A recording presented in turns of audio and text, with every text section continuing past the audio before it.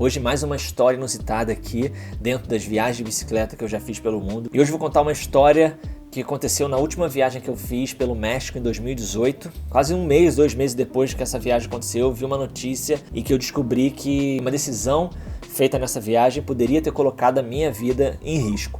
Eu e minha amiga estávamos em viagem de bicicleta no México, chegamos num lugar extremamente turístico, San Cristóbal de las Casas. Chegamos nesse lugar, no México, muito turístico, gente de todo mundo ali, um lugar, bonitíssimo, legal, assim, uma cidade pequena, mas cheia de cultura, cheia de coisa muito bacana. Curtimos a cidade ali e para seguir viagem, a gente ouviu falar no lugar que a gente estava que era uma estrada muito perigosa. A gente já tinha pesquisado alguma coisa sobre essa zona zapatista, que era uma zona de guerrilha muitos anos atrás, principalmente nos anos 90, ocorriam muitos conflitos ali nessa área. Mas assim, esse vídeo não é para falar sobre a história dessa zona zapatista, né? Se vocês pesquisarem, vocês vão entender um pouco aí, tem muita informação na internet sobre isso. Só que algumas pessoas falavam, não pedale nessa estrada, porque ela é muito perigosa. E outras pessoas falavam pra gente que era muito tranquilo, que ninguém ia fazer nada com ciclistas, que era uma história do passado. Então a gente começou a ficar dividido. A gente tinha hospedagem numa outra cidade próxima a San Cristóbal de las Casas, chamada Oaxaca, uma hospedagem pelo Couchsurfing. E aí eu fui contactar essa pessoa do Couchsurfing e perguntar, cara, o que você acha? É perigoso ir pra aí? Eu até me senti um pouco mal em perguntar isso, porque a pessoa do Couchsurfing me respondeu, pô, claro que não, mas se vocês... Foi um pouco grossa, se vocês tiverem medo, nem vem pra cá e tal. Eu me senti assim, como se você tivesse, sabe, sendo preconceituoso com a região dessa pessoa. É a mesma coisa, eu sou do Rio de Janeiro, uma pessoa chegar e falar pra mim que não vai no Rio de Janeiro porque vai tomar uma bala perdida andando na rua. Eu me senti um pouco ofendido com isso, porque a realidade não é bem assim. Pensamos ali durante uns dias e resolvemos encarar esse caminho, essa estrada. Eu não lembro exatamente quantos quilômetros, mas imagino que devem ter sido entre 60 e 80 quilômetros. E vou te falar, um dos percursos mais maravilhosos no México, porque não existia muito tráfego de carro, porque muitos ônibus contornavam essa região, porque poderiam ter barricadas na estrada para pedir dinheiro para ônibus e carro, mas nós estávamos de bicicleta. Lembro da luz do lugar, lembro das pessoas cumprimentando a gente em todos os lugares que a gente passava.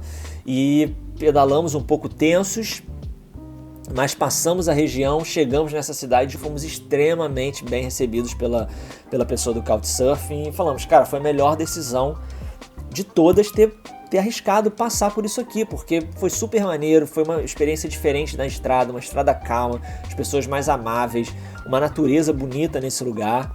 Só que depois de toda a viagem de bicicleta, a gente já estava no Brasil e eu vi essa matéria aqui, que 2 ciclistas tinham sido decapitados no México. E aí fui ver a matéria, ler e falar, caraca, que doideira, eu acabei de ir lá, eu acabei de fazer isso, eu acabei de viajar de bicicleta pelo México. E esses 2 ciclistas, eles foram decapitados exatamente neste trecho que a gente viajou. Um mês só depois de a gente ter passado ali.